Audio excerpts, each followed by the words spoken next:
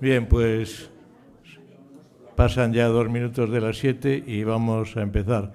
Y teniendo en cuenta el motivo de esta conferencia y los actos que han ocurrido hoy con la mayoría de edad y la jura de la Constitución de Su Alteza Real, la Princesa de Asturias, doña Leonor, vamos a comenzar poniéndonos en pie y escuchando el himno nacional.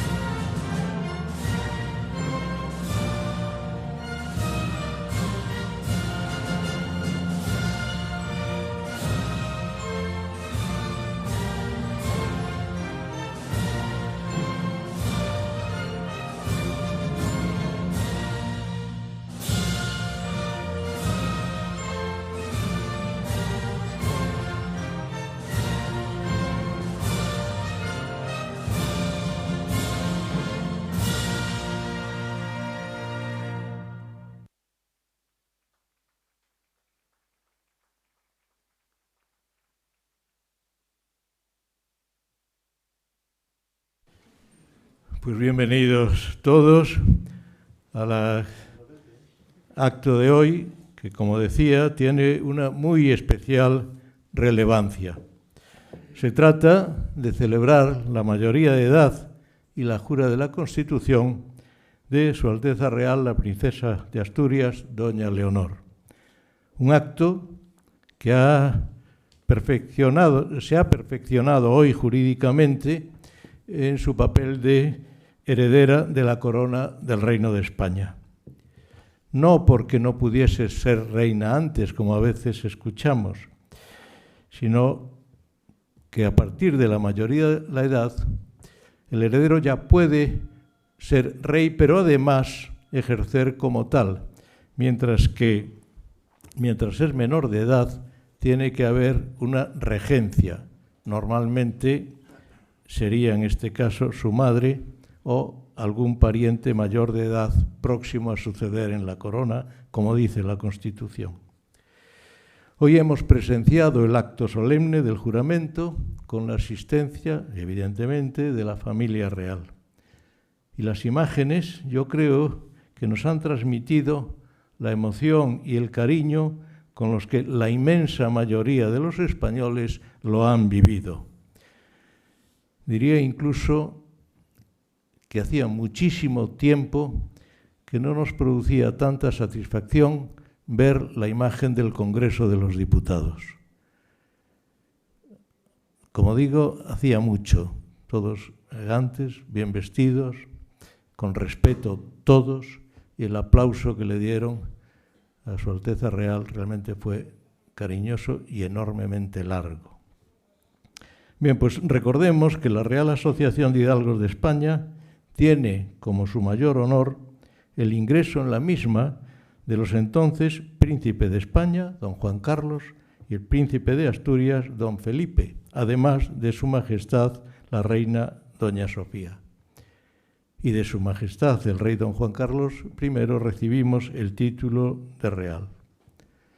La institución monárquica ha traído a lo largo de la historia soberanos con muy distintas cualidades y capacidades, unas dignas de elogio y otras no tanto.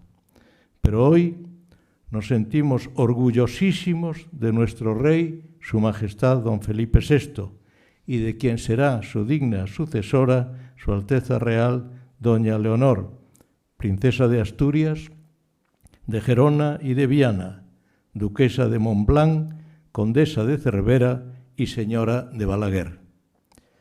La hemos ido conociendo poco a poco, pero en este último año, con su ingreso en las Fuerzas Armadas, con los actos que como tal ha protagonizado y también en la entrega de los premios Príncipes de Asturias, todos hemos sabido que llegado el momento, que desde luego deseamos lejano, España tendrá una gran reina. La Real Asociación de Hidalgos de España, fiel a su compromiso de mantener en todo momento y circunstancia una absoluta lealtad a la corona, quiere dar una muestra más de este compromiso dedicando a Su Alteza Real la Princesa de Asturias un número especial de nuestra revista Hidalguía. En este número especial publicamos un estudio sobre las armas del Principado de Asturias a lo largo de la historia, junto a un artículo que explica diversos temas relacionados con la figura del príncipe heredero y su institucionalización en los reinos peninsulares de Castilla-León, Aragón y Navarra, cuyos reyes crearon para sus herederos títulos específicos. Con esta publicación especial, la Real Asociación de Hidalgos de España manifiesta una vez más su apoyo permanente e incondicional a la corona, vertebradora desde la época de la Reconquista de los distintos reinos hispánicos, luego protagonista de la unidad de los mismos en el Reino de España, unidad de la que Su Majestad el Rey es garante y símbolo de su permanencia, tal y como establece nuestra norma suprema, la Constitución española.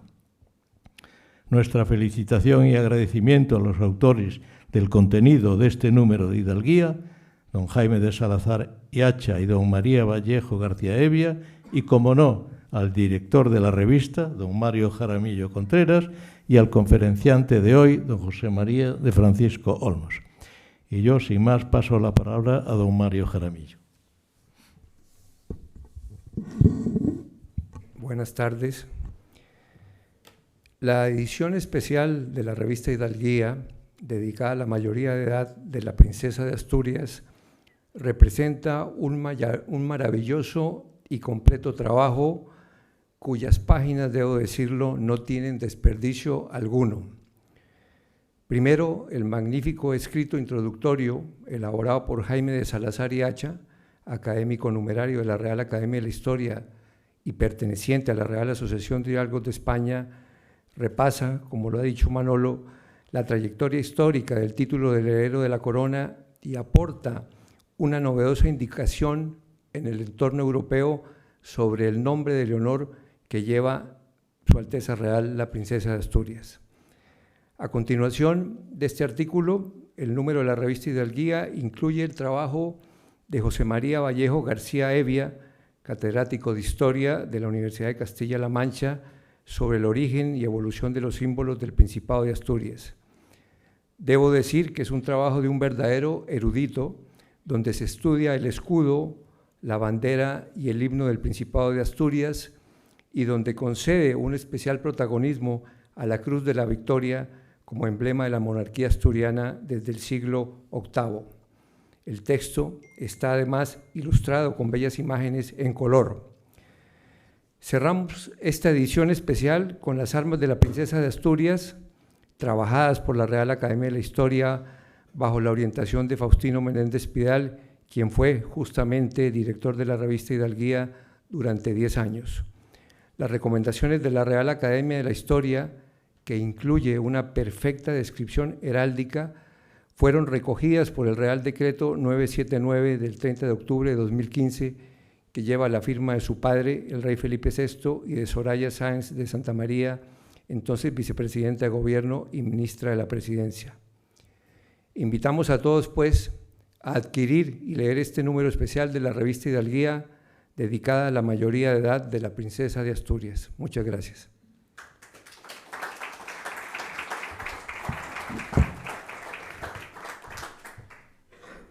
Bien, pues sin más, doy la palabra a nuestro conferenciante, el doctor don José María de Francisco Olmos.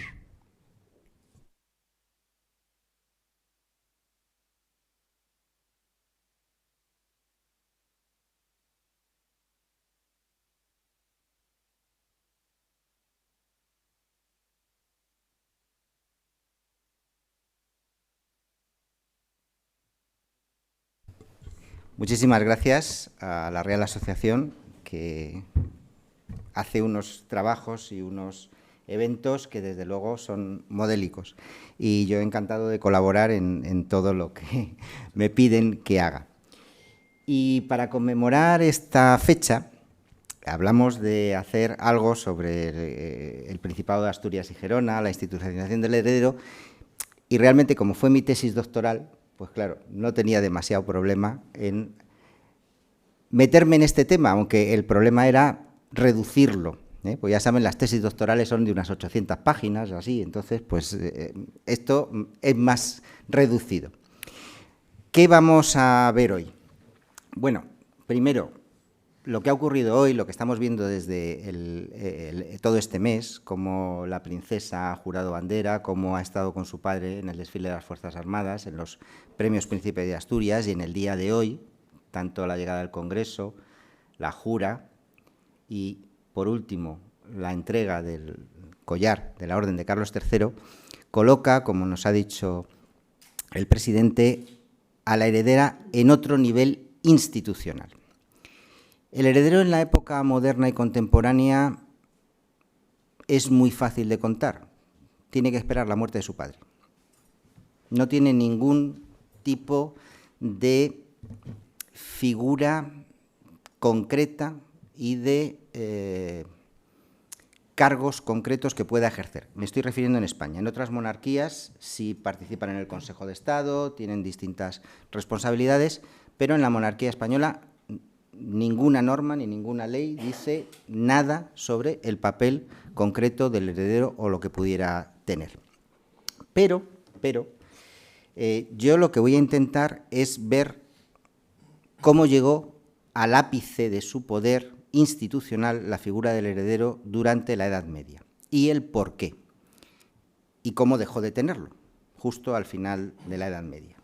Veremos algunas cosas interesantes y poco conocidas, otras conocidas y otras que se usan de una manera que yo creo que no es absolutamente correcta, ¿eh? Pero lo veremos a lo largo de la conferencia y lo podremos discutir luego si sale el tema o no. La sucesión, normalmente mis conferencias tienen muchísimas imágenes, pero esta, como es más de enjundia teórica, pues no tiene más de texto, ¿eh? ¿Qué vamos a hacer? Pero intentaré que no sea muy pesada.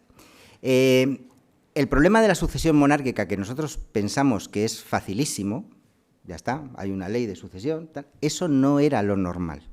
Es decir, las monarquías han existido siempre, pero no las leyes de sucesión en las monarquías. Y aquí hablo de algunos ejemplos. Todos hemos visto el Imperio Romano o el Imperio Bizantino, donde emperador podía ser cualquiera en el sentido de una elección, una adopción, una cooptación.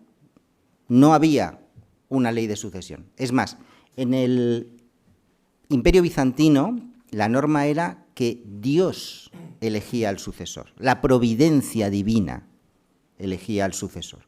Pues se suponía que el Imperio Bizantino, su misión era extender el cristianismo por todo el mundo y por tanto el emperador tenía el título de isapóstolos, semejante a los apóstoles. Y era obispo exterior, era el que convocaba los concilios, el concilio de Nicea, acuérdense, los convoca el emperador y por tanto estaba muy por encima. Con lo cual, ¿cómo se podía hacer una ley de sucesión si era Dios quien decidía eso? Ahora, el problema era cómo lo decidía Dios. Si estaba todo el mundo de acuerdo, pues muy bien. Pero si alguien daba un golpe de Estado y vencía, pues claro, vencía. Dice, he vencido porque Dios ha querido. Entonces, bueno, ahí tenemos un problema. Los pueblos germánicos, cuando tenían un linaje real, como el caso de los merovingios o los baltos o los amalos, la corona estaba en ese linaje, pero no en una sucesión patrilineal como la tenemos ahora. En cada momento se elegía a una persona de ese linaje, pero sin una normativa concreta. Y luego, cuando ese linaje desaparece o se hace muy extenso, empiezan a aparecer las divisiones de los reinos. Piensen ustedes en la Francia merovingia, que decíamos que Neustria, Austrasia, Borgoña, es decir, hay subreinos dentro de un reino general, que a veces se juntan en uno, otras veces se dividen y tal, pero no hay una sucesión como tal. O el caso de los visigodos, que todos conocen, una vez acabado los linajes reales, cómo intentan copiar a los bizantinos haciendo rey asociado a un hijo, pero todos sabemos que los visigodos, si algo tenían, era el llamado morbo gótico, que era que todos querían ser reyes. Y como todos querían ser reyes, pues todos los reyes visigodos, o casi todos, mueren digamos, no en su cama, ya sea por una daga, una espada o un veneno. Ese es el morbo gótico que todos tenemos. Intenta arreglarlo San Isidoro, haciendo una ley de sucesión de elección. Todos los nobles godos y todos los nobles obispos nos reuniremos, elegiremos una persona y le ungiremos. La unción, muy importante, recuerden, la unción viene de época bíblica, de la monarquía que se crea con Saúl. Sea perseguido, tal, quien toque al ungido del Señor.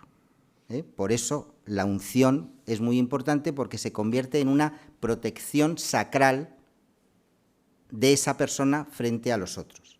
Con los visigodos no funcionó, por mucho que le ungieran, tal. Luego las grandes monarquías, recuerden la monarquía francesa, la monarquía inglesa, tienen esas coronaciones que vemos la unción real, que hace que una persona normal reciba un ministerio sacerdotal y adquiera otra categoría, o por lo menos teóricamente. Bueno, la primera ley de sucesión que tenemos en Europa es del siglo V, de los vándalos. Los vándalos que conquistaron todo el norte de África. Genserico, en su testamento, dice cómo tiene que ser la sucesión. Y es una sucesión horizontal, para evitar las regencias. Dice, tiene que ser el mayor de mis descendientes, el mayor en edad de mis descendientes. Con lo cual puede ser tu hijo mayor, pero a tu hijo mayor le sucede su hermano o lo que sea, un poco lo que existía hasta hace nada en la monarquía saudita. Han visto que los monarcas sauditos todos tienen 70 años. ¿Por qué? Porque la sucesión es horizontal. Son todos los hijos del rey fundador, no son las siguientes generaciones. Bueno, pues esa es la primera sucesión que tenemos en Europa. A partir de la Alta Edad Media, con la patrimonialización del territorio, empiezan lo que son las divisiones. Los carolingios, tenemos ejemplos clarísimos con aquellas querellas interminables que terminan con los pactos que todos conocemos con los hijos de Luis el Piadoso, el Tratado de Verdún, etcétera, etcétera, que todo el mundo se tiene que dividir las cosas porque nadie se pone de acuerdo en quién es el sucesor. En la Rusia, por ejemplo, de los ruríquidas, de los varegos, había también un señorado, pero una cosa rarísima, porque imagínense que hay como 40 pequeños subreinos y cada vez que moría uno corría turno y todos se cambiaban. Cosas complicadas. Ya sé que llama la atención, pero bueno, es así. O en Escocia, que es bien conocida, que había 2 ramas y la sucesión iba de la A a la B y de la B a la A. Es decir, pasa de aquí a aquí, de aquí a aquí. Había 2 ramas reconocidas y así hasta Macbeth, que se encargó de acabar con una de las ramas. Bueno, pues estas leyes de sucesión, como vemos, son muy complejas y no hay esa garantía como tenemos ahora que decimos, no, ¿quién es el número 1, quién es el número 2? En Inglaterra todos los años se publican quién son los 100 primeros de la lista de sucesión. Por si hay una comida y hay una bomba y mueren 98, que se sepa quién son los 2 que están en la lista. No hay ningún problema. En esta época, no. Damos otro paso un poquito adelante. Luego vamos ya más deprisa. Las grandes dinastías, los capetos y los normandos. Primero, los capetos son unos advenedizos. Ahora parece que son la gran dinastía. Capetos, Borbones, Valois, los capetos. Pero cuando subieron al trono eran unos más, porque claro, están sustituyendo a los carolingios. Y entonces lo que hacen los capetos para intentar mantener el trono en la familia es esa asociación al trono. Sube al trono uno e inmediatamente asocia al trono a su hijo, para que no haya ese corte. Y los normandos, los Plantagenet, cuando conquistan Inglaterra en el siglo XI, la conquistan. Y entonces también hacen esas asociaciones. Son lo que se llaman reyes junior, en el sentido de que hay 2 reyes, el padre es el verdadero rey, pero ya hay un rey nombrado. Eso no es óbice para que todos los hijos de los reyes se peleen entre ellos para ver quién tiene el poder o quién tiene más influencia. Es decir, no está escrito, pero se intenta. Y sobre todo, esa consagración episcopal en las dinastías de Francia y de Inglaterra, donde el rey aparece con esa frase que todos conocemos y que ahora significa totalmente distinto de lo que significaba en su momento, de rey por la gracia de Dios. ¿Qué quiere decir rey por la gracia de Dios en el siglo XI y en el siglo XII? Lo que quiere decir es que tú eres el jefe de un linaje, el que te consideramos que eres el rey, pero para dirigir al pueblo de Dios, la Iglesia te unge, te da un ministerio, y entonces por la gracia de Dios te conviertes en su pastor. Es decir, el intermediario es la Iglesia. Se ponen los documentos y de hecho en las fórmulas de datación es un poco como los papas. Ya sabes que los papas les eligen y luego les coronan. Ahora ya se llama misa de toma de posesión, pero toda la vida a los papas les han coronado. Bueno, pues la fórmula de datación de los papas es desde el momento que les coronan, no desde el momento que les eligen. Que hay un intervalo de 5 días, de 10 días, o en el caso de Adriano VI, de 9 meses. Pero la datación de los papas empieza en el momento de la coronación, no de la elección. Pues bien, con los reyes ingleses y franceses durante esta época, durante el siglo XI, durante el siglo XII, ocurre lo mismo. No eres verdadero rey hasta que no has recibido esa unción, ese respaldo de la Iglesia Católica. Bueno, en el siglo XIII ya hay cambios, y esto es ya muy importante. Vuelve el derecho romano, se recupera el derecho romano, todos los conocemos, las universidades, etc. Y en el derecho romano está muy reconocido los poderes que tenía el emperador. Y entonces, cada rey quiere ser el emperador en su reino, lo que decía Alfonso X en las partidas. Bueno, pues a partir de ahí ya tenemos un cuerpo jurídico que me da el poder que tenían los emperadores romanos.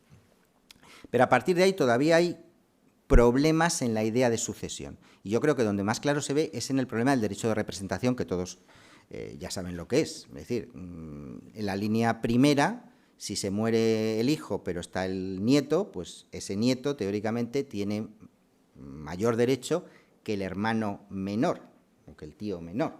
Todos conocemos el caso de los infantes de la Cerda, y ya está. Con eso ya está todo dicho para tenerlo claro.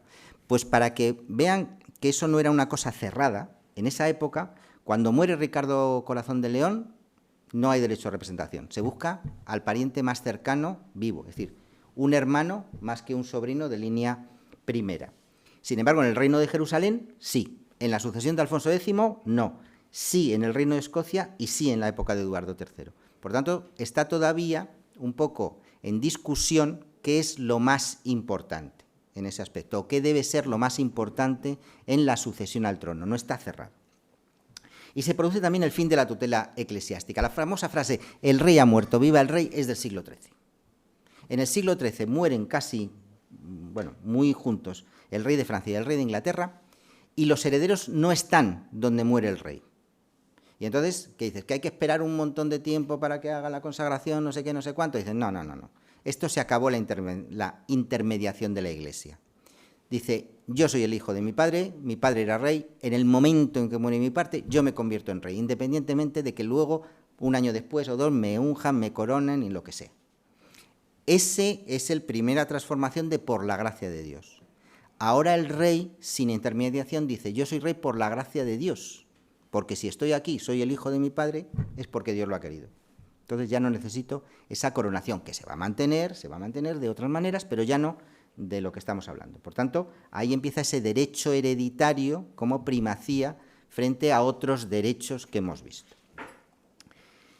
Y si ya estamos en el 13, ahora, desde el 13 al 15, vamos a ver que si ya hemos decidido que el hijo mayor del rey, y con representatividad, va a ser el heredero, ¿cómo le damos una cabida constitucional, institucional, al heredero? Ya tenemos definido quién va a heredar y ahora qué le vamos a dar en ese sentido. Bueno, voy a hablar de Castilla y Aragón, que son los dos grandes territorios. Y para que quede claro algunas cosas. Las Cortes de Castilla no crean al heredero, le reconocen. Es decir, el rey no puede ir a las Cortes y decir, este quiero que sea mi heredero. No, porque ya hay una ley, ya se sabe quién es. Lo que va el rey es a decir, esta persona cumple la normativa y quiero que las Cortes lo reconozcan. Y ese es el juramento de las Cortes medievales.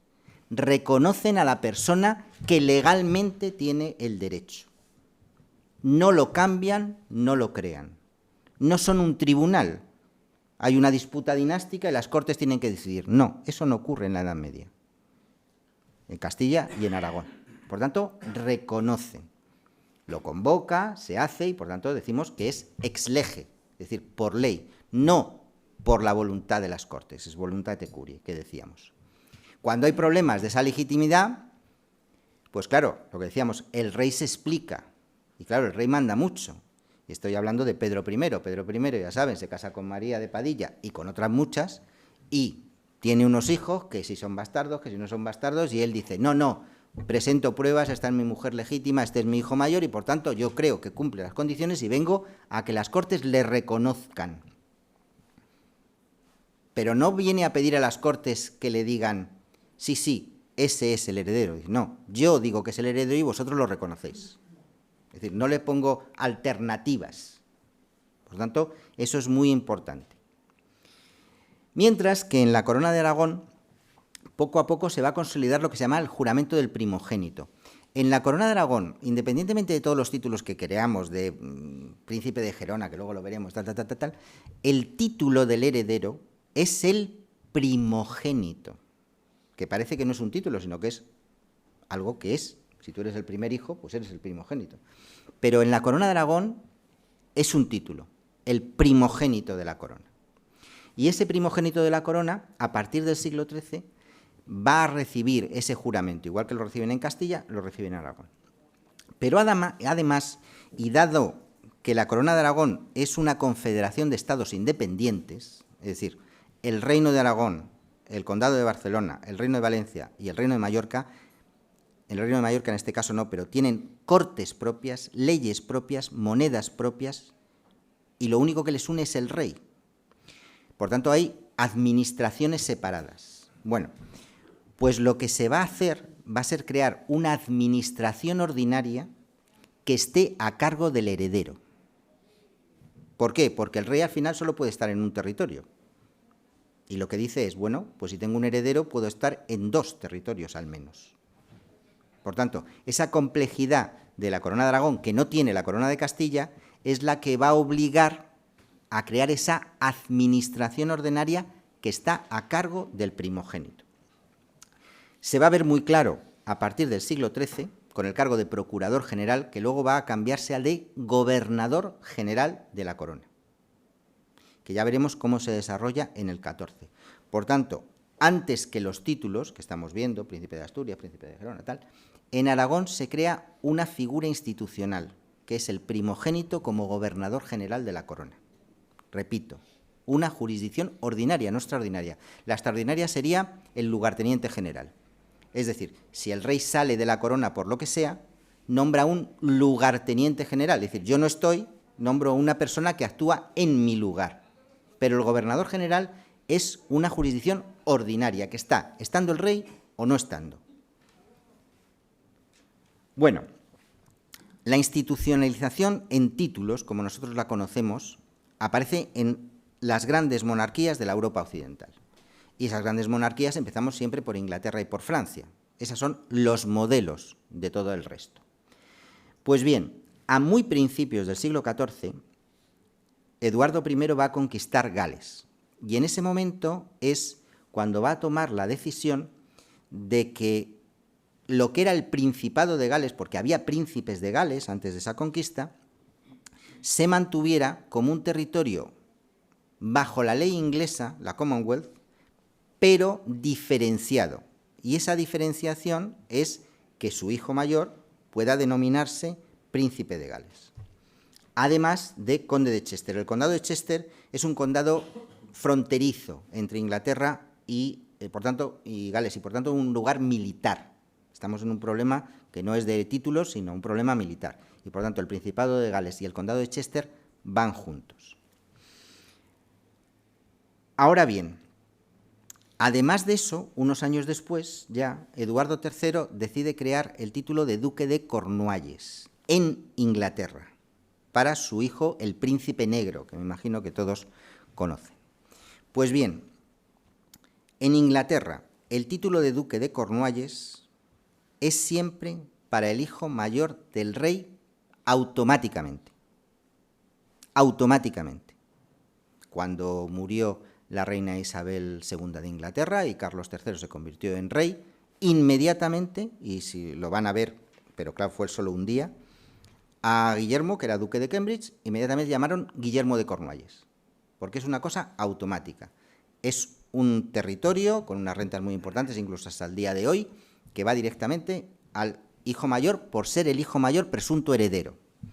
Pero el Principado de Gales y el Condado de Chester se creaban en cada reinado. Es decir, tú eres duque de Cornualles durante 10 años, 15 años o 20 años y en un momento determinado tu padre dice, y ahora te voy a nombrar príncipe de Gales y conde de Chester. Es decir, no es un derecho que se tenga, sino que el rey lo entrega cuando quiere. Mientras que el ducado de Cornualles sí es un derecho que no tiene necesidad de más, sino que es que pasa de heredero a heredero, en este caso. Pero ya vemos que en Inglaterra, antes de mediados del siglo XIV, ya se había buscado al heredero de la corona unas rentas y unos territorios, es decir, unos gobiernos y unos dineros que le entran directamente sin pasar por la corona. Es decir, que recibe directamente, no que el padre se lo asigna en cada momento, sino que lo recibe directamente en Cornualles y lo otro en Gales y Chester. En Francia, cuando llegan los Valois, acaban los Capeto y llegan los Valois, están en la Guerra de los 100 años, esto todo nos suena tan bien. Pues los franceses acaban de conquistar Normandía. Y lo que hace Felipe VI es nombrar a su hijo mayor, que el futuro Juan II, duque de Normandía, como un ejemplo de el gran territorio de los ingleses, la dinastía normanda, lo hemos conquistado, pues bueno, ahora va a ser para mi heredero, ducado de Normandía, un poco como fuera el ducado de Cornualles en Inglaterra. Pero en ese momento se va a producir también una cosa realmente curiosa y compleja, que el que era Delfín del Viennois, que no es un título realmente, es como se llama el territorio, el delfinado, pues decide que como no tiene hijos, pues tal, lo quiere ceder al rey de Francia a cambio de que quede adscrito al primogénito. Que además también interesaba porque el Viennois, que está más o menos en la zona del Ródano, no era parte integrante teórica del Reino de Francia, sino era parte teórica integrante del Sacro Imperio Romano-Germánico, porque el Sacro Imperio tenía 3 reinos, el Reino de Germania, el Reino de Italia y el Reino de Arles, que es esa zona. Con lo cual el rey de Francia dice, muy bien, porque tengo una frontera ahí y me viene muy bien. Con lo cual, a partir de ese momento, el hijo de Juan II, Carlos V, va a ser ya a la vez duque de Normandía y Delfín de Viennois, es decir, como si fuera duque de Cornualles y príncipe de Gales. Pero mientras que en Inglaterra se mantuvieron esas 2 denominaciones hasta el día de hoy, en Francia el ducado de Normandía se va a entregar a hijos menores y todos sabemos que el hijo del rey de Francia era el Delfín. Yo creo que es el caso más conocido de un título. Ahora bien, en toda la Edad Media ningún delfín gobernó el delfinado, que era la idea, sino que solo uno tuvo capacidad de gobierno porque era mayor, tal, no sé qué, y gobernó el delfinado. Pero el resto era un control directo de la corona, es decir, no había una autonomía para ese territorio, eran unas rentas y eran un título. Bueno, pues esto es lo que tenemos a mediados del siglo XIV en Francia y en Inglaterra. Y en España vamos a ver cómo mirando a Francia y Inglaterra vamos a crear nuestra propia institucionalización del heredero. Bueno, pongo antes la heráldica, que siempre queda bonito para tener una imagen dentro de todas, que son letras, pues aquí pues pongo una.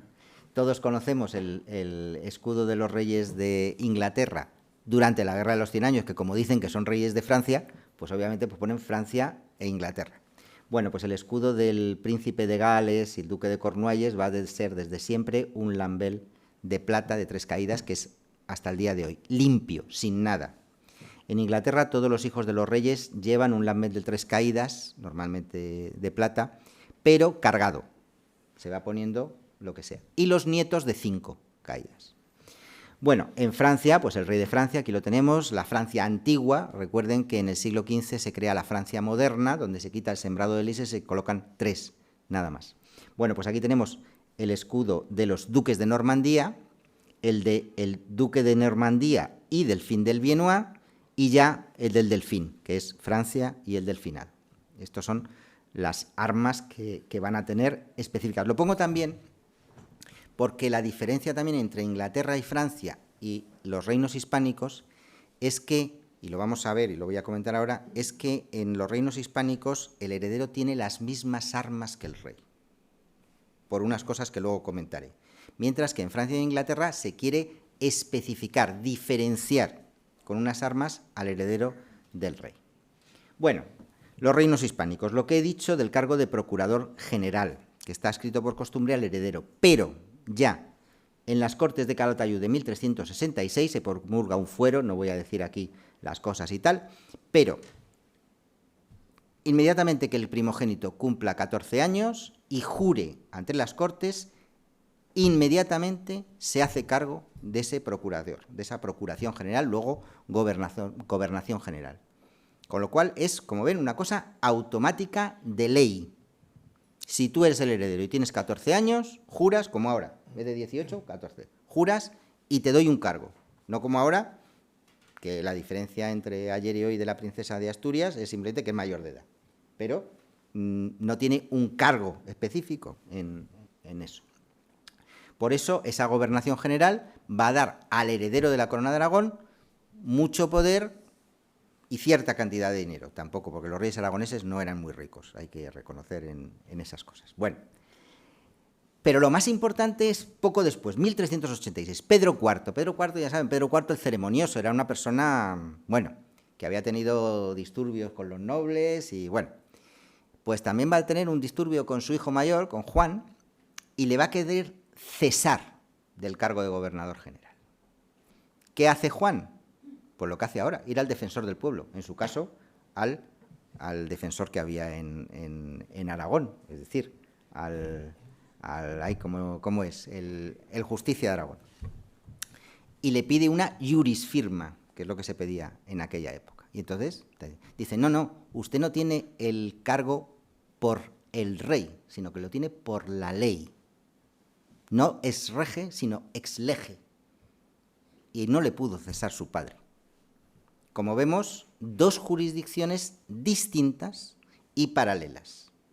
Y que normalmente el rey y el heredero se llevan bien, pero claro, si se llevan mal, es muy complicado cohabitar en ese sentido. Pero es muy importante porque nos ha quedado que el heredero tenía unos derechos adquiridos que podía llevar incluso contra su padre. Y esto es, ya digo, muy importante. ¿Qué es lo que digo de la binidad? Todos hemos oído hablar de la Trinidad. El Padre, el Hijo y el Espíritu Santo, todos iguales. Eso, como es un dogma de fe, no se puede explicar. Por tanto, no me voy a meter en ello. La binidad, lo que decía es, el rey y el heredero somos la misma persona. Por eso, el rey ha muerto, viva el rey. Es decir, no somos una persona, somos una persona jurídica. Siempre hay un rey, siempre hay un heredero. Y se muere uno y se convierte en lo otro. Esa binidad, lo que dice es una persona y un solo cuerpo. Esto ya lo explicó hace muchos años un señor que se llamaba Kantorovich. Bueno, pues ahí estamos. Esa idea de ser uno es la que va a llevar a decir, bueno, y ahora quiero crear a mi heredero, además de eso, duque de Gerona, no sé qué, no sé cuánto. Dice, tú, que eres el primogénito y eres nuestro sucesor, como eres igual que yo, te voy a dar un territorio que es mío. ¿A qué me refiero a eso? En los reinos medievales hay realengo, que son territorios del rey, y señoríos, que son de la nobleza. Y la mayoría de las ciudades de realengo tenían un privilegio que impedía al rey darlas a la nobleza. ¿Por qué? Porque las ciudades querían ser de realengo. Luego ya sabemos que en cada época pasan las cosas. Y entonces Gerona era del rey. Y cuando la quiso pasar a su hijo, los de Gerona se quejaron. Dijeron, oye, que esto no, porque nosotros tenemos un privilegio. Entonces le responde Pedro IV, no os confundáis. Mi hijo y yo somos la misma persona. Es simplemente que durante el tiempo en que es el heredero, él va a disfrutar de ese título. Pero no dejas de ser realengo, porque el rey y el heredero son la misma persona. Esa es la teoría de la binidad. Ay, me parece que me pasa una. Esto. Bueno, así crean al infante Juan, duque de Gerona, luego también conde de Cervera, pero en las cartas ordinarias, para que veamos lo que les decía, utiliza su título de primogénito, o primogénito y gobernador general. Que luego, claro, pone una muy larga, pues pone primogénito, gobernador general, duque de Gerona, conde de Cervera, todo lo que queramos. Pero lo importante es ser primogénito. Y eran títulos que no eran transmisibles, es decir, los tenías en cuanto primogénito. Por tanto, se muere Pedro IV, Juan I se convierte en rey y el ducado de Gerona ha desaparecido. Ahora bien, él dice, bueno, pues lo vuelvo a crear para mi primogénito, con las mismas características, etcétera, etcétera. Ahora bien, lo crea Juan I con un nuevo título, Delfinado de Gerona. Yo creo que está claro de dónde lo ha copiado. Lo tiene arriba, dice, pues si en Francia hay un delfín, pues yo quiero que en la corona de Aragón haya también un delfín, ¿eh? Y por eso se llamará el Delfinado de Gerona, el Dalfinat. Pero claro, lo hace en conjunto para crear una nueva pirámide institucional en la corona de Aragón.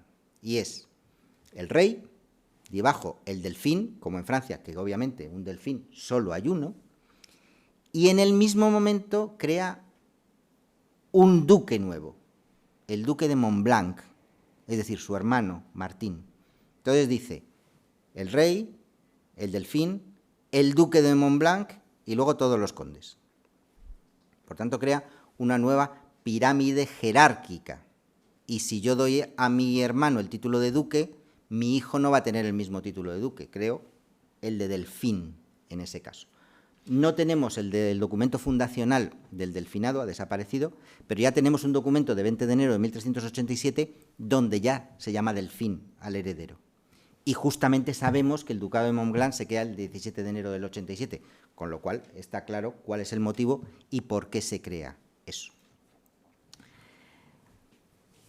A partir de ahí, todos los herederos de la Casa de Barcelona ya se van a llamar duques de Gerona y condes de Cervera, porque el delfinado desaparece de un día para otro. Ya la próxima vez que se crea ya no se nombra. A partir de ahí el infante de Don Martín, ya he dicho que fue primero conde de Xérica y luego duque de Montblanc, y se va a convertir en el presunto heredero de su hermano porque todos sus hijos mueren jóvenes. Bueno, pues como no es el hijo, es el hermano, es presunto heredero, pero como presunto heredero nunca tuvo el título de Gerona, nunca tuvo el título de Cervera, nunca tuvo el título de primogénito. Es decir, en principio estaba reservado para el hijo. Tú no tenías ningún hijo, tu heredero presunto es tu hermano, pero nunca se podía saber. Y por tanto, ese ínterin fue sin título. Cuando murió su hijo en 1409, ya sabemos qué ocurre en la corona de Aragón, que no hay un heredero aparente. Pero justo después de morir su hijo en 1409, nombra a Jaime de Urgel, es decir, el varón más cercano a él, procurador general. Con lo cual, todo el mundo daba por hecho que si tú has nombrado a alguien procurador general, que es el título que se daba a los primogénitos, estás diciendo, aun sin decirlo, que es tu heredero. No sabemos qué pasó entre mayo, creo recordar, de 1409 y agosto de 1410, pero en agosto de 1410 cesa Martín a Jaime. Se muere 2 meses después diciendo que mis reinos elijan al que deba ser mi sucesor. Es decir, no dijo él quién debe ser el sucesor. Lo pudo hacer, de hecho se lo pidieron hasta en el lecho de muerte. Díganos usted quién es el sucesor. Pues dice, pues Jaime de Urgel, que le he nombrado gobernador general y no sé qué y no sé cuánto. Y llegamos al compromiso de Caspe, que bueno, eso ya va por otra vía y no me meto. Pero como vemos, en la corona de Aragón hay un título reservado al primogénito que se crea con unos territorios y unas rentas específicas para cada heredero, que siempre tiene que ser el hijo del rey, no el hermano, y que tiene una jurisdicción ordinaria de primogénito. Eso es lo que ocurre en la corona de Aragón. ¿Qué va a pasar en la corona de Castilla? Bueno, en la corona de Castilla también todo esto cambia con los Trastámara. Llegan los Trastámara, Enrique II, ya sabemos, todas las guerras, tal. Pues el heredero de Enrique II, Juan, va a poder empezar a tener un territorio propio que podría haberse convertido en un principado. Él hereda de su madre Vizcaya y, por tanto, es señor natural de Vizcaya. Si no hubiera habido nada distinto, él podría haber decidido que Vizcaya se convirtiera en ese principado para sus herederos. Pero, por lo que sea, cuando él subió al trono, en 1379, decidió unir Vizcaya a la corona. Es decir, no para el heredero. Él la ha tenido como heredero, él ha sido señor de Vizcaya sin ser rey, pero cuando se convierte el rey, él decide unir la corona, Vizcaya, a la corona. Ahora bien, en 1385 tenemos el documento, dice que para el infante su hijo se le dé Lara y Vizcaya y el ducado de Molina y otros muchos lugares dispersos. Es un principado en ciernes.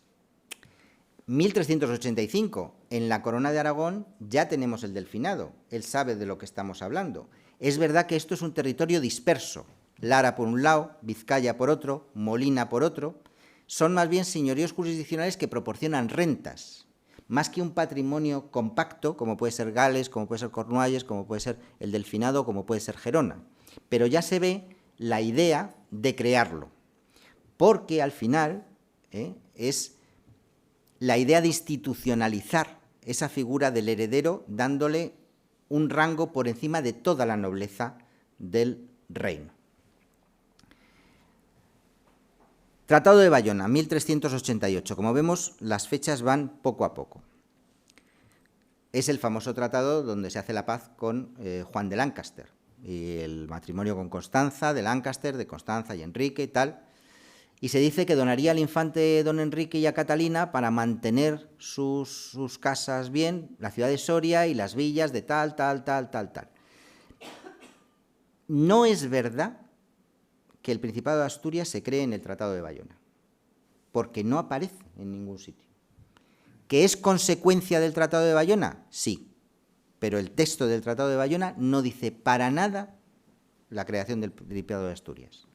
Es verdad que si nos fijamos en las fechas, 20 de julio, 1388, Tratado de Bayona, y la carta de Juan I del 22 de agosto de 1388, que tenemos, dice: hemos recibido vuestra carta que nos dices que tu hijo se casa, nuestro sobrino, muy contento con la hija del duque de Lancaster, que se le ha ordenado la casa, haciéndolo príncipe de Asturias, duque de Soria y señor de Molina.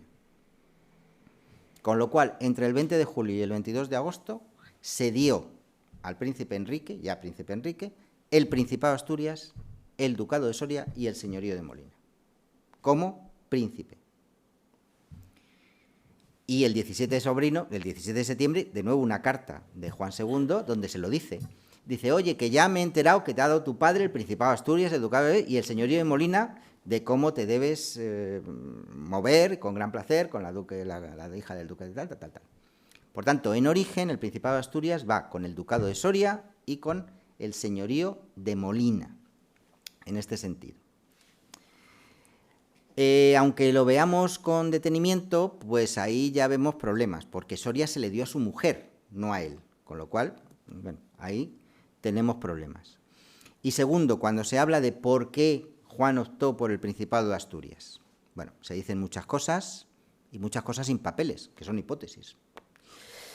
Pero yo particularmente creo, y bueno, está bastante claro, que es un tema, como ocurrió con Gales y como ocurrió con Normandía, de control del territorio. No tanto de que Asturias fue el origen de los reinos hispánicos, no, es control del territorio. Asturias, o el señor, o el gran señor de Asturias, que era Alfonso de Noreña, conde de Gijón, se había levantado varias veces contra Juan I. Y había sido muy problemático, porque además si se juntaba con los ingleses, como Asturias tiene toda la costa, pues pueden venir por ahí y tal. Entonces lo que decide es: no quiero que haya señores en Asturias. El único señor en Asturias va a ser el obispo, de Oviedo, y el príncipe de Asturias. Y como el príncipe de Asturias normalmente va a ser un niño, pues es el rey el que toma el control directo. Por tanto, la idea del Principado de Asturias es que la corona controle directamente el Principado de Asturias. Y además va a ser un título como el inglés, es decir, se va a crear en cada reinado y se va a recibir solo cuando el rey lo desee. Es decir, tú puedes tener el título, pero no el señorío. El señorío lo recibes cuando el rey lo decide. Tú eres príncipe de Asturias, pero sin ejercer. El señorío lo recibes cuando tú quieras. Además, toda esa herencia que hemos visto, la de los Lara, lo de los Manuel, todo esto va a terminar en Fernando de Antequera, porque es el otro gran hijo de Juan I y por tanto vamos a ir por ahí. Lo que decíamos de la heráldica, la binidad, que el rey y el heredero sean la misma persona, conlleva que lleven las mismas armas. Es más, cuando don Alfonso de la Cerda se proclama rey y ya se hace la paz y recibe territorios, en uno de los documentos lo que se dice es: y deberá abandonar los cuarterones reales, es decir, el cuartelado real de Castilla y León. Dice, porque solo son del rey y su heredero. Solo lo podía usar el rey y el heredero. Y en la corona de Aragón existe lo mismo. Es verdad que con Jaime I tenemos de su hijo Alfonso, que lo estudió muy bien don Faustino, un escudo con bordura de castillos, pero es una excepción. Luego todo el resto de los herederos van a tener las mismas armas y no va a haber nada de cambio. Por tanto, todo lo que les he dicho está aquí. Creación del Principado de Gales, el Ducado de Normandía, Cornualles, Delfinado, Ducado, Procuración General, Señorío de Lada, Delfinado, tal. Y ya como último, que no me voy a meter, es el Principado de Viana, que es en Navarra, que es muy posterior y muy específico y no tiene continuidad porque prácticamente solo hubo un príncipe de Viana, que fue don Carlos de Viana, como todos conocemos, porque luego todo el jaleo que hubo posteriormente pues ya nos lleva a la Edad Moderna y a la división. Por tanto, no me voy a meter en el Principado de Viana. Vamos a ver qué pasa, por tanto, en el siglo XV, pero ir, bueno, bien de tiempo. Bueno, lo de la binidad. Gonzalo Fernández de Oviedo, que todos los conocen, cuando empieza a hablar de Castilla, dice, en Castilla los oficios son el arzobispo de Toledo, el maestre de Santiago, tal. Dice, pero hay dos, que son el rey y el príncipe, nacen, y la elección de ellos es en Dios. Es decir, te está diciendo que tanto el rey como el heredero lo son por la gracia de Dios. No te puedo quitar a ti para ponerme a mí, o no puedo cambiar un heredero por otro. No, lo son por la gracia de Dios. Y eso es lo que se tiene claro en el siglo XV. La sucesión es intocable. Hombre, intocable, siempre puedes matar a alguien y que corra el turno, pero que no se puede cambiar per se, sino que son dos personas elegidas por Dios. Y eso es muy importante. A partir de ahí, llegan los Trastámara a la corona de Aragón, y claro, Fernando de Trastámara es castellano. Entonces, cuando llega a la corona de Aragón, dice, bueno, esto del ducado vamos a hacer como en Castilla, principado. Y por tanto, es con Fernando de Trastámara cuando se crea el Principado de Gerona. Jurisdiccionalmente es igual que el ducado, pero con este título de príncipe. Y él ya no negoció con Gerona, le dijo, voy a nombrar a mi hijo. Y ya está. Los de Gerona podían estar más de acuerdo, menos de acuerdo, pero él lo nombró y a partir de ahí todos las ceremonias que relata Blancas cuando habla de la coronación de los reyes de Aragón, y dice, y el hijo del rey, príncipe de Gerona, va a recibir esto, va a recibir lo otro, en estas características, Con lo cual, no hay ningún problema en lo del príncipe de Gerona. Y se va a mantener la idea de gobernación general para el primogénito. En este caso, Fernando y Alfonso no tienen ningún problema, trabajaron muy bien juntos y ya está. A partir de aquí, el problema del Principado de Gerona es que Alfonso V no tiene hijos. Bueno, tiene hijos bastardos, pero no tiene hijos que le pudieran suceder en la corona. Y por tanto tiene un hermano menor, que es don Juan, el Juan, rey de Navarra, que se casa con la reina de Navarra, que es duque de Peñafiel en Castilla, pegándose con los infantes aquí, etcétera, etcétera. y que le va a dar unos territorios dentro de la Corona de Aragón que luego comentaremos en detalle. Por tanto, durante la mayor parte del siglo XV no hay un príncipe de Gerona, porque no hay un heredero previsto, porque Alfonso V, repito, no tiene hijos legales, digamos, tiene Juan II. Y cuando Juan II sube al trono aragonés, su heredero es el príncipe de Viana, el hijo de su primer matrimonio. Y como sabemos que no se llevaban nada bien, y de hecho estaban en guerra, se va a producir lo que se llamó la Gran Rebelión Catalana. ¿Por qué? Porque el príncipe de Viana exigió ser príncipe de Gerona y gobernador general. Tenía derecho, era el primogénito de la corona y tenía más de 14 años. Y Juan II no quería de ninguna manera, pero claro, estaba atado de pies y manos. ¿Qué hace? Pues hace trampas, porque él dice, no, es que lo que dice la ley es que una vez que jure ante las Cortes, dice, no convocó Cortes. No convocó Cortes y no se puede hacer. Los catalanes se cabrean, le mandan una jurisfirma, no sé qué, no sé cuánto, y al final se produce una guerra civil. Y los catalanes consideran que Juan II ha incumplido su constitución, le deponen, luego le deponen, pero eligen como su gobernante al que legalmente, si hubiera jurado, hubiera sido. Y entonces Carlos de Viana se convierte en el gobernante de esa Cataluña enfrentada a Juan II y la Corona de Aragón. De hecho, los catalanes le canonizaron, y es San Carlos de Viana, y está allí y todas estas cosas, ¿no? Porque además, como siempre hay que buscar un malo en la película, dijeron que la segunda esposa de Juan II, Juana Enrique, la madre de Fernando el Católico, le envenenó.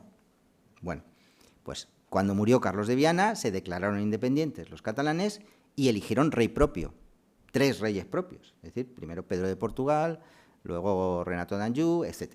Entonces, y estuvieron en guerra durante un montón de años. Luego al final perdieron y ya está. Pero hubo ese problema que decíamos. A partir de ahí, cuando Juan II se le muere el príncipe de Viana, todo lo que le negó al príncipe de Viana se lo dio a Fernando el Católico, que tenía 12, 13, 14 años, tal. Le nombra príncipe de Viana, le da tierras en Sicilia, todo, porque además pues, se llevaban muy bien entre los dos. Por tanto, Fernando el Católico será príncipe de Gerona, aunque nunca se emitió el privilegio general de ese señorío. Y ahora aquí quiero decir una cosa. Los segundogénitos de la Corona de Aragón hemos visto que tenían el título de duque de Montblanc. Lo tuvo Martín I, antes de acceder al trono, lo tuvo Juan II, mientras su hermano Alfonso era rey, y lo tuvo Fernando el Católico, mientras su hermano Carlos estaba por delante, es decir, siendo los números 2. Y lo mismo ocurre con el señorío de Balaguer. Lo tuvo Juan II siendo el número 2 y lo tuvo Fernando el Católico siendo número 2. Y ahí lo pongo, título de Fernando, infante de Aragón y Sicilia, duque de Montblanc y Noto, conde de Ribagorza y Augusta, señor de Balaguer y Piazza Caltagirone. Son títulos en la corona peninsular y títulos en Sicilia, que daban mucho dinero. Bueno, pues lo que quiero dejar claro es que estos títulos en la Edad Media nunca estuvieron adscritos al primogénito, que son de segundogénitos que terminan siendo reyes, y como eran patrimonio privado como segundogénitos, pues como reyes lo tienen. Pero así como el Principado de Asturias, o en este caso el Principado de Gerona, estaba adscrito al primogénito, el Ducado de Montblanc, el Condado de Cervera, el señorío de Balaguer, no. Es decir, y luego lo veremos con el Príncipe de Juan, que si hoy día, bueno, no me quiero meter en hoy día, pero si Fernando el Católico hubiera tenido 2 hijos, Juan y otro, pues al segundo probablemente le hubieran nombrado Duque de Montblanc y señor de Balaguer.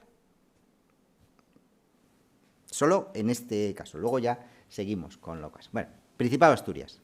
El primer titular, el futuro Enrique III, que está 2 días, porque enseguida se muere su padre y tiene que ser rey. Y como tiene hijos muy pequeños, pues no van a acceder al Principado de Asturias como tal. Por tanto, es un simple título honorífico.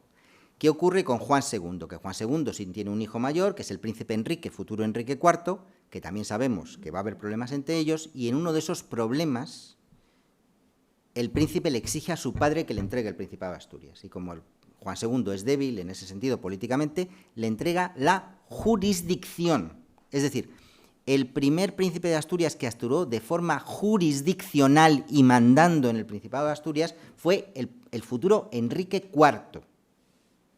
Es verdad que todas sus hermanas, sus tías, sus abuelas, todas las que estuvieron, las fueron jurando en las Cortes como princesas de Asturias, como príncipe de Asturias, sí, pero título meramente honorífico, sin jurisdicción.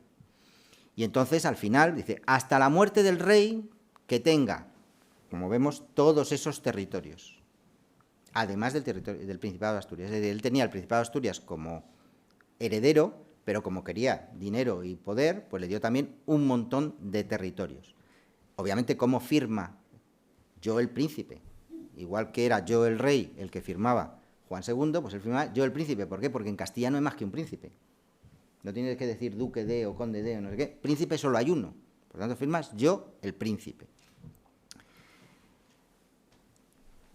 Aquí es el documento, el de entrega del Principado, en 1444. Mando que todas las ciudades y villas y lugares de Asturias fueran mayorazgo para los príncipes de Castilla y León. Antes no se había dicho nada porque no había habido esos problemas, pero ya con Enrique IV, tal. Pero le da todo, pero que quede muy claro, no los puedes enajenar porque son míos, los tienes tú porque tú y yo somos iguales, por tanto no puedes enajenar, no puedes decir, pues como este me ha servido muy bien, el Marqués de Villena, le voy a dar Gijón. No, no tienes capacidad para ello, no puedes enajenar. Y lo tienes en tanto en cuanto eres el heredero. Cuando mueras, a la corona. Otra vez. Bueno, pues esto fue en Tordesillas en 1444. De nuevo hablamos de la vinidad. Cuando le dio Cáceres, y Cáceres se quejó, dice, oye, que Cáceres es realengo, no me des. Y dice, es habido repotado por una persona con él. Es decir, somos la misma persona. Yo creo que todo esto, ya sé que a veces lo repito demasiado, pero es que para mí creo que es muy importante decirlo. Y para que vean las rentas que tenía el príncipe Enrique, vemos que Asturias, bueno, 1.640.000, sí, pero Medina del Campo mucho más y mucho más muchos otros sitios. Es decir, que dicen, no, príncipe de Asturias, no, el dinero sale de otros muchos sitios. Y ahí está también Jaén. A veces se dice, se ha creado el Principado de Jaén. No, el Principado de Jaén nunca existió, es una cosa que aparece en algún documento suelto, pero es que, claro, se le dio en señorío prácticamente la totalidad del antiguo reino de Jaén. Pero claro, no se va a llamar reino porque rey solo hay uno.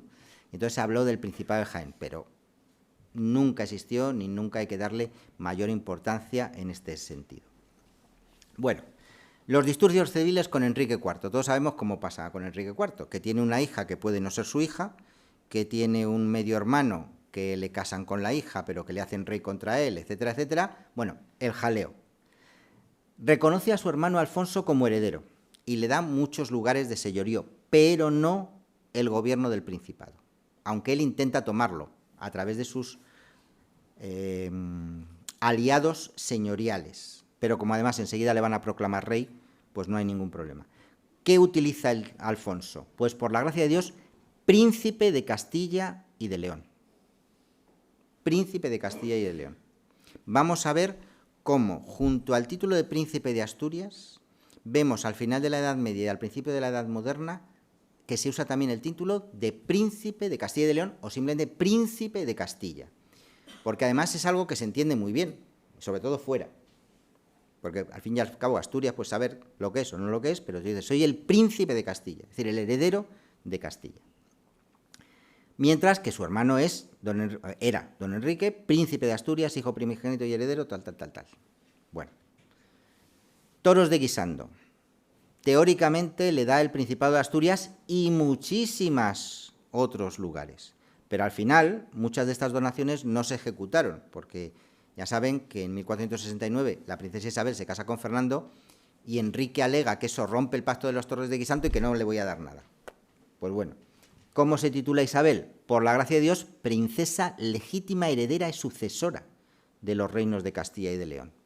O por la princesa de Asturias, legítima heredera y sucesora de los reinos de Castilla y León, reina de Sicilia por su marido y princesa de Aragón también por su marido.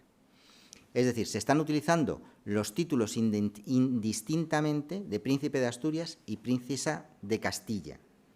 En ningún caso tiene que ver con la jurisdicción o no, porque la jurisdicción está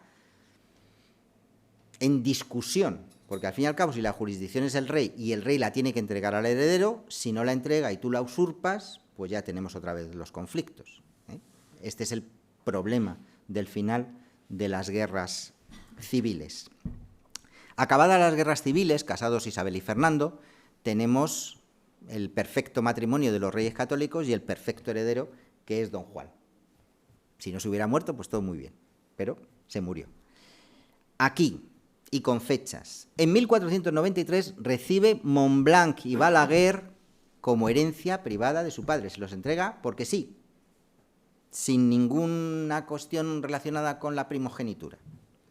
Luego recibe también el título de príncipe de Gerona, sin jurisdicción territorial, simple título honorífico. A partir de ahí encontramos las titulaciones: príncipe de Asturias y Gerona, duque de Montblanc y señor de Balaguer, o duque, príncipe de tal, nuestro muy caro y muy amado hijo, primogénito y gobernador general en los reinos y tierras nuestras de Aragón, Sicilia y eso. Ahí sí, porque primogénito y gobernador general era por ley una vez que cumpliera los 14 años, con lo cual no había ninguna duda. ¿Qué van a hacer? Pues a partir de 1493 le van a entregar mucho dinero, pero ya no tanto en señoríos, sino por presupuesto, digamos, por la casa del rey. Es decir, toma, 10 millones, 11 millones, 12 millones. Pero también los reyes católicos decidieron que era interesante que él aprendiera a gobernar. Y se le va a crear una corte propia en Almazán y con muchos territorios y señoríos, que ya pongo aquí, un montón. Casi 21 millones de maravedís lo era. Se le entrega la jurisdicción del Principado de Asturias y, aunque es muy poco tiempo, parece que el príncipe sí ejerció esa jurisdicción en el Principado de Asturias. Es decir, ellos tenían, era su único hijo, su heredero, pensaban que así podría aprender a gobernar, pero fíjense que es un aprendizaje castellano. No estamos hablando de la Corona de Aragón. En la Corona de Aragón el título de príncipe de Gerona es simplemente honorífico, no se le da más gobernación que la gobernación ordinaria, pero como está en Castilla, él no puede ejercer la gobernación directamente, la tiene que ejercer a través de lo que se llama regentes, fuera de la Corona de Aragón. Bueno, una vez muerto Juan, se acabó todo.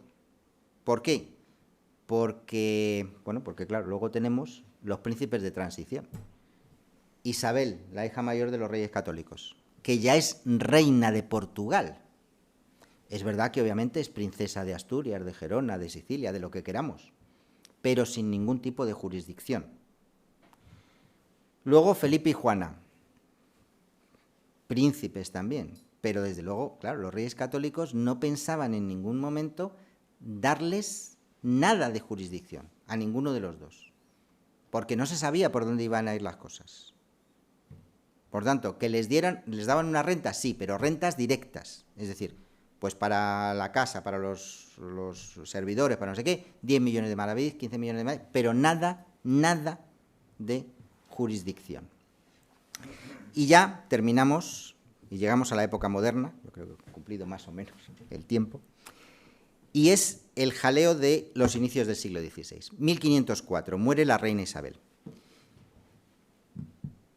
Se convierte en reina Juana, con Felipe como esposo, que muere en 1506, y Carlos como heredero jurado.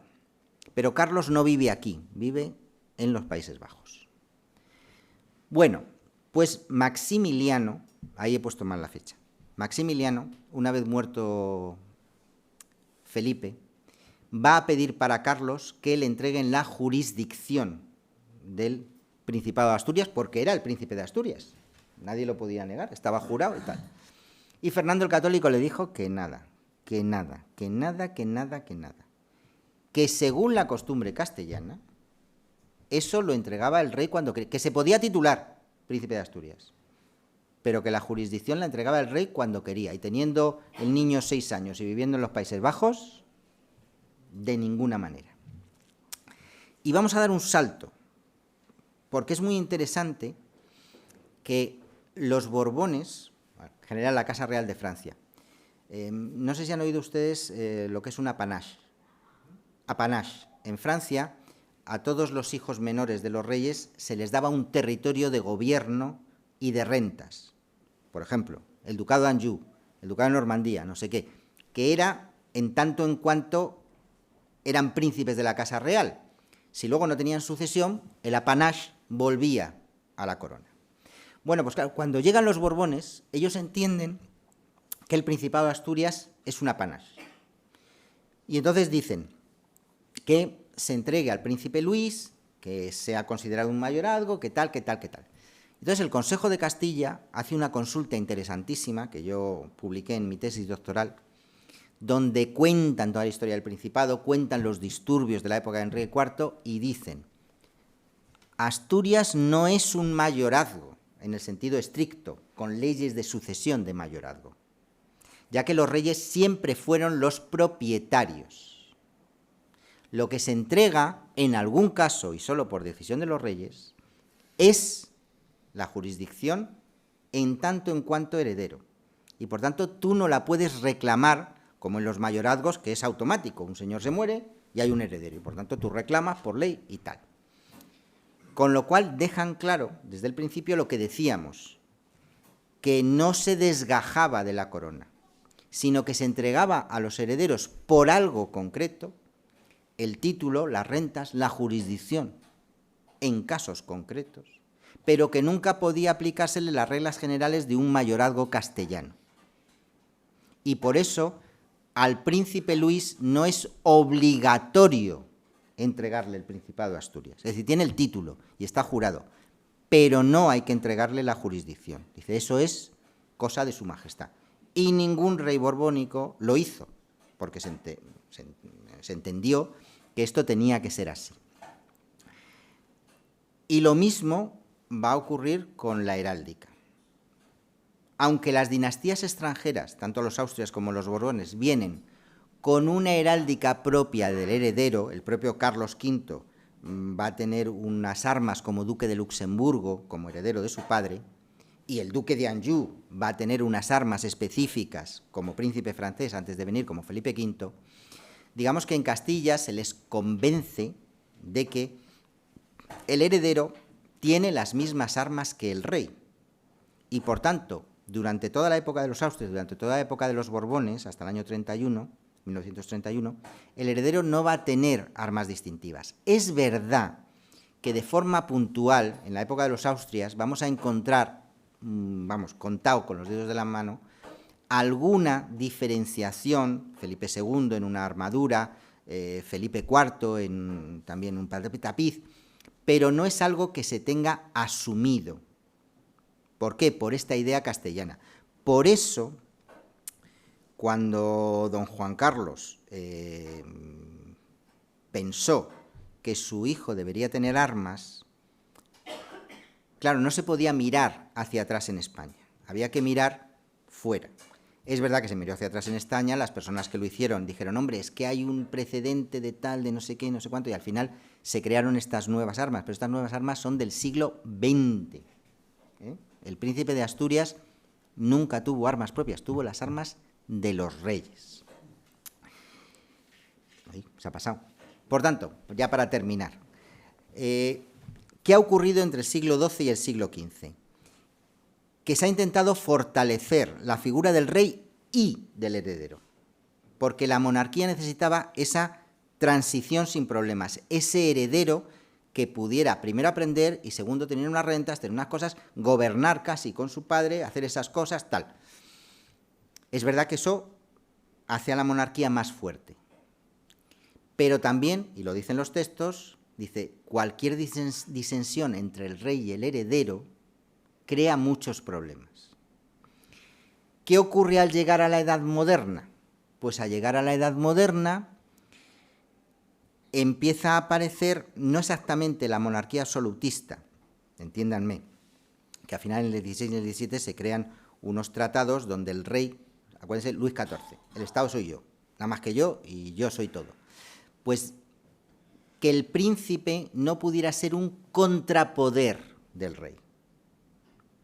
Y entonces, a partir del siglo XVI, y en general en todas las monarquías de la Europa occidental que tenían esta institucionalización del heredero, lo que se decide es, sí, darle todos los títulos, todos los privilegios, todo el dinero, pero nada más. Es decir, que se dedique a cazar, que se dedique a bailar y que se dedique a esperar.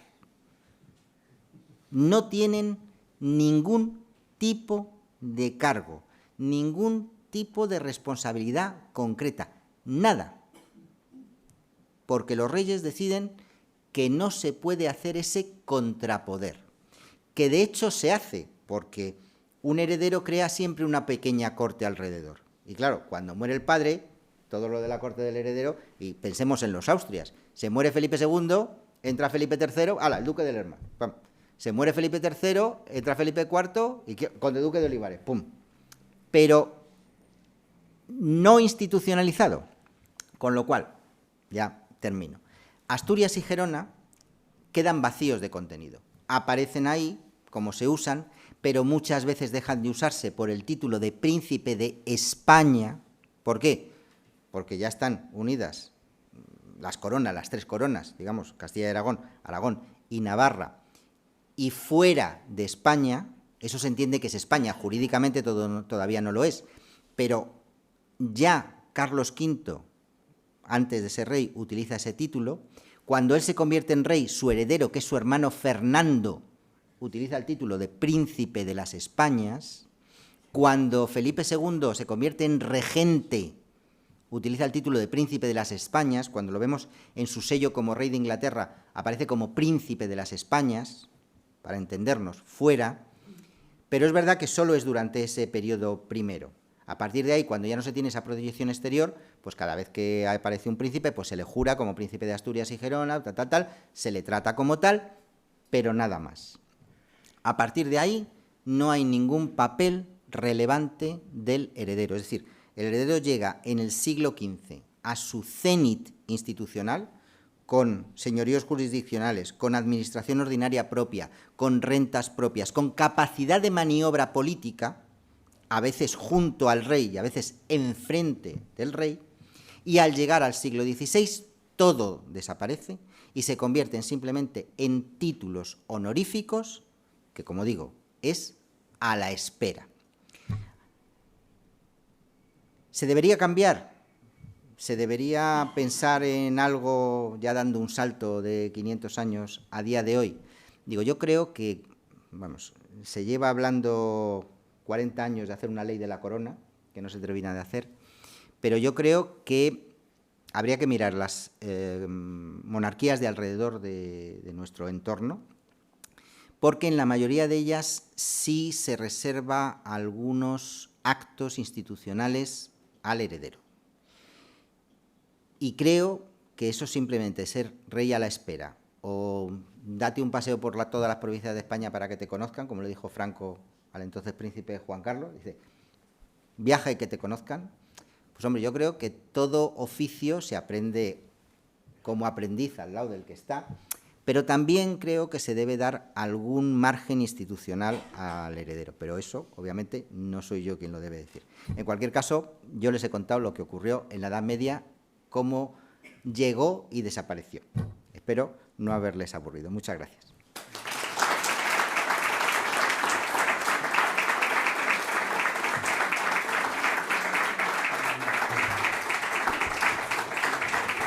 Bien, pues muchas gracias, José María. Si alguno quiere hacer alguna pregunta, algún comentario, pues tenemos unos minutos.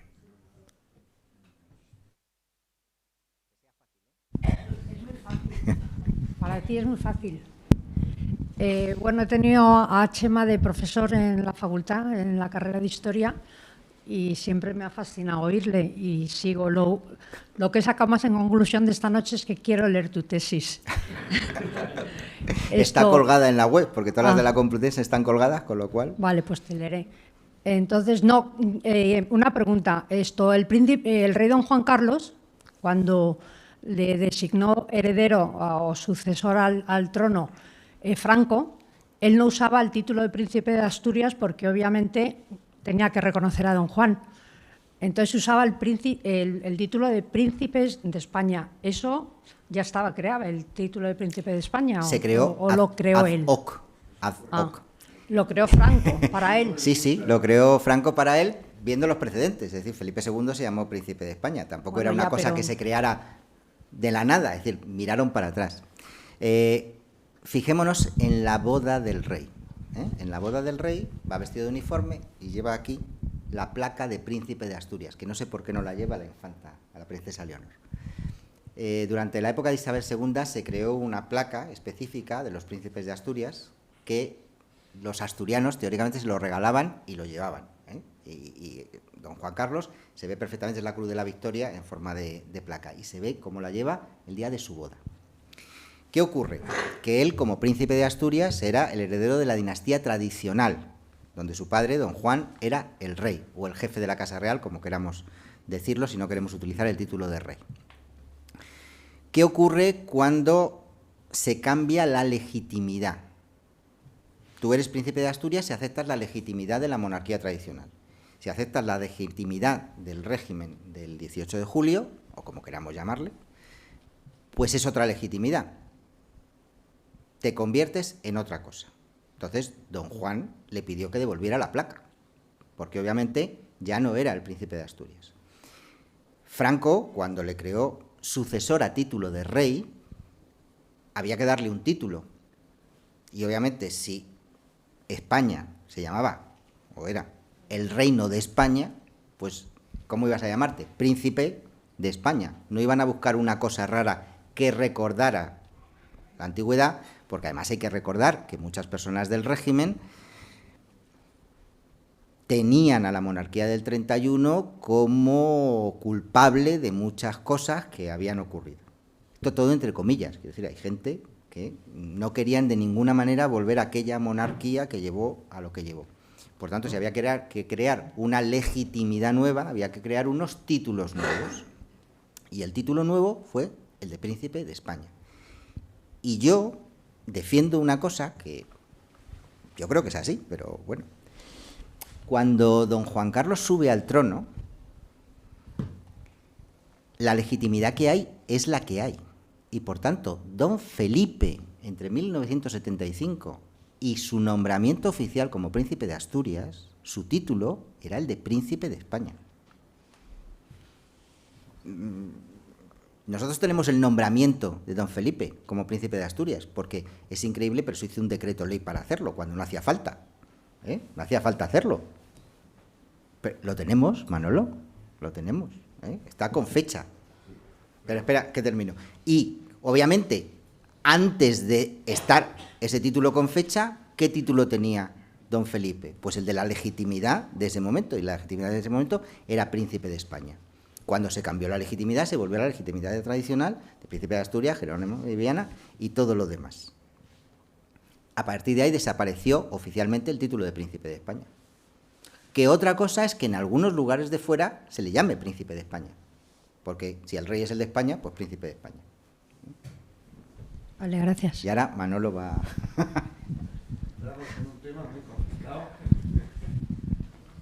Bueno, estas son arena movediza. Entramos en un tema muy complicado Arena movediza. y que hay además pues muchos matices, como en todo. Pero yo creo que independientemente de la legitimidad, si es a partir de un momento o de otro, creo que a partir del momento en que don Juan abdica todos sus derechos y todas sus, digamos, la legitimidad histórica de la Casa Real en el rey Juan Carlos, a partir de ese momento ya no hay dos legitimidades. Hay la histórica, y es la que recibe don Juan Carlos, y es la que transmite. Pero tú sabes perfectamente qué fecha es eso, 1977. Sí, claro. Pues entre el 75 y el 77, ¿cuál es el título del príncipe Felipe? Bueno, ese es el periodo de discusión. Hay quien no admite, o sea, hay quien reconoce a don Juan como legítimo rey. De hecho, está enterrado en el Escorial, en el Panteón de Reyes. Y hay quien no le reconoce y le reconoce la legitimidad de Franco. Esa es una discusión que no la vamos a resolver aquí, ni mucho menos, claro. No, pero hay que ponerlo encima de la mesa. Pero lo que sí es cierto es que la legitimidad a partir de la abdicación de don Juan, solo hay una. Claro, pero si el problema es que aunque haya solo una semana, tú dices, en esta semana, ¿cuál era el título oficial del príncipe Felipe? Pues el título oficial del príncipe Felipe... En aquel momento el príncipe Felipe era un niño de 7 años y no tenía ningún título. Claro, bueno, el príncipe, o no lo usaba. El príncipe Felipe, mejor, o no lo usaba. Para no tener problemas, el príncipe Felipe. Pero bueno, es un tema, como ven, complejo y que bueno, hay... ¿Alguna cuestión más? Esperamos, yo quería preguntas medievales, no de hoy. Pregunta medieval. Felicitaciones por la extraordinaria conferencia. Muchísimas gracias. Yo me presento, soy Alonso Jaramillo, hermano aquí del doctor Mario, que me invitó. Muy honrado de estar aquí con don Manolo y todos estos, con el capitán Fernando. Bueno, es una inquietud teológica. Tú eres sacerdos profetorum et rex. Tú eres sacerdote, profeta y rey, le dice el sacerdote en el momento del sacramento del bautismo. La pregunta es, ¿será que esa unción de los reyes es un sacramento o es un sacramental? Vamos a ver. Sí. No, vamos a ver, los sacramentos son los que son. Los sacramentos son los que son. Ahora bien, y eso está dicho, y ya digo, desde Samuel, cuando unge a David. Lo que hace la unción, en teoría, es conferir un ministerio al rey. Porque aquí hay que ir a San Agustín. San Agustín, cuando habla de los gobernantes, dice, los gobernantes no es que sean buenos, malos o lo que sea. ¿Cuál es el objetivo o la finalidad del gobierno? Y es llevar al pueblo de Dios a la salvación. Y eso lo tiene que hacer su rey. Y para hacerlo su rey, digamos en ese momento, su gobernante, como queramos llamar, se le tiene que dar ese ministerio sacerdotal. Ya el detalle de la gradación, pues es complicado. Porque ahí estamos en la lucha de poderes entre el papado y el imperio. Carlomagno se veía a sí mismo como Moisés, por encima. Es decir, a partir de a mí, otros. Claro, no, pero el modelo era Moisés. Es decir, yo he recibido de Dios, igual que Moisés recibió un encargo, de guiar a mi pueblo, y los sacerdotes, es decir, su hermano Aarón y los siguientes, están por debajo de mí. Pero claro, eso solo lo escribió a Carlomagno. Sus hijos, los nietos, no sé qué, ya los papas dijeron, tú eres pecador, yo soy el que ato y desato, yo estoy por encima de ti. Y ya sabemos todos los problemas que hay. Por tanto, a partir de ese determinado momento ya no había una lucha de por quién está por encima, porque eso ya era una locura, sino que, como el cristianismo también reconoce desde el primer momento, dice, el poder viene de Dios. Es decir, los cristianos no se levantaban contra los emperadores romanos, aunque les mataran a todos, porque si ellos estaban en el poder era porque Dios quería que estuvieran en el poder. Con lo cual, los cristianos durante los primeros siglos aceptaban, da igual que fuera el emperador romano, el rey de los persas, lo que sea. Tú vives en esa sociedad, yo soy cristiano, tú eres el que mandas y yo no me voy a levantar contra ti. Y si crees que yo no cumplo la ley, me matas, es decir, los mártires. Pero sí, ya cuando la Iglesia Católica en la Edad Media se conforma como algo impensable, o sea, que domina toda la sociedad, el rey tiene que estar muy por encima del resto de la sociedad. Y por eso recibe esa especie de unción unos y otros que no la reciben y que no les hace falta, porque ya dicen ellos, el rey de Castilla, no, yo soy rey por la gracia de Dios directamente. No necesito coronarme, no necesito ungirme, no necesito nada, no. Si yo soy rey y tengo hijos y nietos y bisnietos es porque Dios quiere. Por tanto, no necesito ese extra. Un extra que sí se ha mantenido y se mantuvo en Francia e Inglaterra ligado a lo que llamaban Marc Bloch el milagro real. Y esto ocurre en Francia, escuchen, hasta 1830. Después de cada unción regia, y no se sabe si es algo psicológico o verdadero, el rey imponía las manos a los enfermos y los curaba. Los curaba. Es verdad que no todo, había lo que se llamaba la enfermedad del rey, que se llamaban las escrófulas. Entonces, el rey, después de la coronación, ya digo que puede ser una cosa psicológica o como queramos, pero en Francia eso se hizo hasta 1830, la última coronación del antiguo régimen, de Carlos X. Y el rey impone las manos y cura. Por tanto, es una idea de este señor es el linaje real.